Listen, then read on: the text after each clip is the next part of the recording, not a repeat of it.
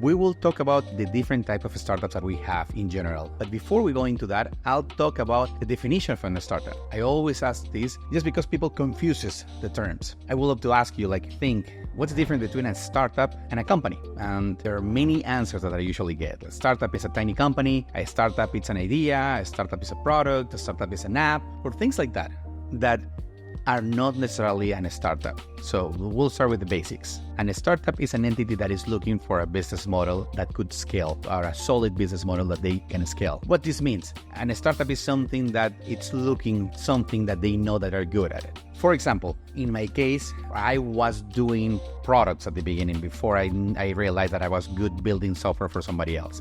I was in a startup because I was trying to understand what I'm good at it so I can scale it. So I was doing Product A, I was trying to do a slideshow. Product B, I was trying to do something like lynda.com. Product C, I was trying to do news site. So I was building different products so I can try to understand if I was going to be a product company, if I'm going to be building products or not. What I realized that during this journey that I was doing products in different ways, as I mentioned, for different purposes, I realized that I was really good building products. I was not very good selling them or getting traction or customers or marketing or sales. We will discuss about that later, but I was not good at that. I realized that I was really good building software for somebody else. So I switched, I pivot, building software for banks, insurance companies, and many other companies. And that's how I realized that my business model was a service company for B2B. Then I became a company. In a nutshell, the difference between a startup and a company is that the startup is looking for a business model. The company has a business model clear and will scale it.